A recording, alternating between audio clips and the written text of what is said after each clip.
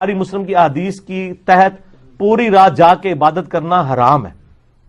امام بخاری نے ان احادیث کے اوپر باقاعدہ باب باندھا ہے کہ عبادت میں غلو کرنا اسلام میں کراہت کا سبب ہے.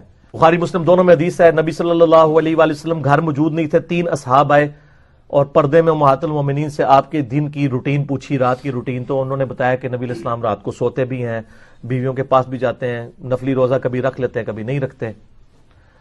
تو وہ تینوں آپس میں باتیں کرنے لگے کہ نبی صلی اللہ علیہ وسلم تو بڑی کم ہی عبادت کرتے ہیں. پھر کہنے لگے ہاں یار وہ تو بخشے بخشائے ہیں, ان کو کیا ضرورت ہے. ایک نے کہا کہ میں روزانہ روزہ رکھا کروں گا, دوسرے نے کہا کہ میں پوری رات جاگ کے عبادت کیا کروں گا, تیسرے نے کہا یار یہ نکاح کرنے سے تو جھنجٹ ہی پالنا پڑتا ہے, میں شادی نہیں کروں گا. یہ کہہ کے وہاں سے چلے گئے. نبی صلی اللہ علیہ وآلہ وسلم تشریف لائے, امہات المومنین نے بتایا کہ اس طرح آئے تھے وہ, یہ کہہ کے گئے. آپ بلاؤ ان کو, اور آپ صلی اللہ علیہ وسلم نے ان کو ڈانٹ دیا. لہذا جو شخص پوری رات جا کے عبادت کرتا ہے اس کا نبی علیہ السلام سے کوئی تعلق نہیں ہے. باقی وہ جتنا مرضی کوئی اللہ کا ولی وہ نہیں ہے, شیطان کا ہو سکتا ہے, کسی اور کا ہو سکتا ہے. بسم اللہ الرحمن الرحیم نحمدہ ونصلی ونسلم علی رسولہ الکریم.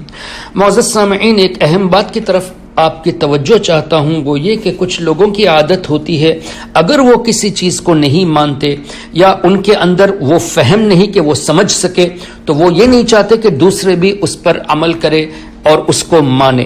مثال کے طور پہ ابھی آپ نے سنا کہ انجینئر مرزا کا یہ کہنا کہ بخاری اور مسلم کی حدیث کے تحت یہ لکھا ہے کہ رات بھر عبادت کرنا یہ حرام ہے, اور دلیل کیا دی کہ حدیث میں باب باندھا گیا ہے عبادت میں غلو کرنا یہ کراہت کا سبب ہے. کراہت یعنی مکروہ ہونا ایک الگ چیز ہے, حرام ہونا الگ چیز ہے. اگر امام بخاری نے عبادت میں غلو کرنے کو کراہت لکھا ہے تو تم نے ان کا نام لے کر اور امام مسلم کا نام لے کر حرام کیسے کہہ دیا؟ تو ایک بات تو اس نے یہ جھوٹی کہی. دوسری یہ کہ جو حدیث پاک پیش کی ہے اس میں نبی پاک صلی اللہ تعالی علیہ وسلم کے تعلق سے جو بتایا گیا کہ 3 اصحاب نے آ کر ازواج مطہرات کے پاس اس طرح کا سوال کیا کہ حضور علیہ الصلوۃ والسلام کی عبادت کیسی تھی. پھر جب سرکار صلی اللہ علیہ وسلم تشریف لائے تو فرمایا کہ بلاؤ ان کو, حالانکہ حدیث پاک میں بلاؤ ان کو کا لفظ نہیں ہے بلکہ حضور علیہ الصلوۃ والسلام کے تعلق سے یہ لکھا گیا ہے کہ جاء الیہم, سرکار علیہ الصلوۃ والسلام ان کی طرف تشریف لے گئے اور ان سے پوچھا کہ کیا تم ہی وہ لوگ ہو جنہوں نے اس طرح کی باتیں کی؟ اور اس نے کیا کہا کہ حضور علیہ الصلوۃ والسلام نے ڈانٹ دیا ان کو. یہاں ڈانٹنے کا لفظ بھی موجود نہیں. پھر اس کا یہ کہنا کہ نبی پاک صلی اللہ علیہ وسلم سے اس کا کوئی تعلق نہیں جو رات بھر عبادت کرتا ہے. اللہ اکبر. ٹارگٹ کن کو کیا؟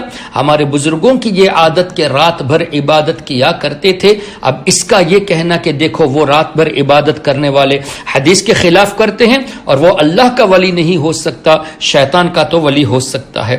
معاذ اللہ رب العالمین. مزید یہ کہ سیدنا امام بخاری رضی اللہ تعالی عنہ نے اس حدیث پاک کو کتاب النکاح میں نقل فرمایا اور اس کی شرح میں اس طرح لکھا ہوا ہے کہ ایسا عمل نہیں کرنا چاہیے جس کی وجہ سے حقوق ادا نہ کیے جائے, بیویوں کے حقوق ادا نہ کیے جائے, ایسا کام نہیں کرنا چاہیے. اور ان میں سے ان لوگوں کا مقصد یہ بھی تھا کہ میں کبھی نکاح نہیں کروں گا, تو حضور علیہ الصلوۃ والسلام نے نکاح کی ترغیب دی. ہمارے بزرگان دین الحمدللہ نکاح بھی کرتے تھے, عبادتیں بھی کرتے تھے اور حقوق العباد بھی صحیح طور سے ادا کیا کرتے تھے.